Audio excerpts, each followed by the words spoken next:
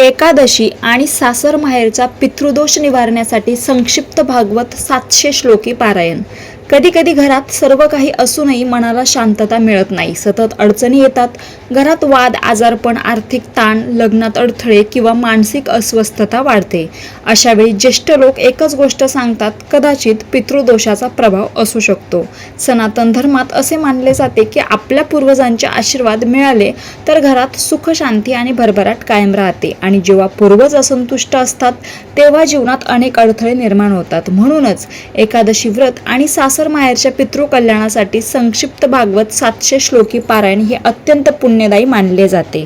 एकादशीचे विशेष महत्त्व। एकादशी हा भगवान विष्णूंना अत्यंत प्रिय दिवस मानला जातो। या दिवशी उपवास, जप, तुळशी पूजन आणि भागवत वाचन केल्याने मन आणि घरातील नकारात्मक ऊर्जा कमी होते। शास्त्रात सांगितले आहे की जिथे श्रीहरीचे नामस्मरण आणि भागवत वाचन होते तिथे पितरांना शांती मिळते। 700 श्लोकी भागवत पारायण का करावे? पूर्ण भागवत सर्वांना वाचणे शक्य होत नाही, म्हणून संतांनी भागवताचा सार असलेले 700 श्लोक सांगितले आहे।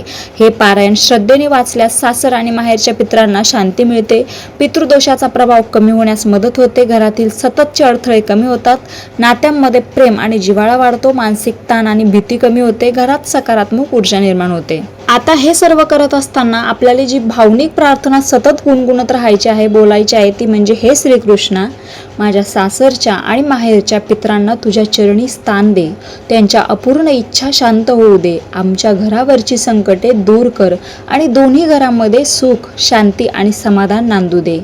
एकादशीला काय करावे? सकाळी स्नान करून स्वच्छ वस्त्र घालावे, तुळशी समोर दिवा लावावा, ओम नमो भगवते वासुदेवाय जप करावा, संक्षिप्त भागवत 700 श्लोकी पारायण वाचावे, शक्य असल्यास उपवास किंवा फलाहार करावा, पितरांच्या स्मरणाने श्रीहरी प्रार्थना करावी।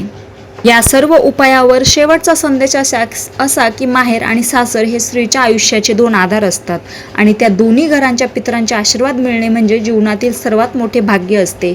एकादशीच्या दिवशी श्रद्धेने केलेले भागवत पारायण हे केवळ वाचन नसून पूर्वजांप्रती कृतज्ञता आणि दोन्ही घरांच्या सुखासाठी केलेली पवित्र प्रार्थना आहे। रामकृष्ण हरी।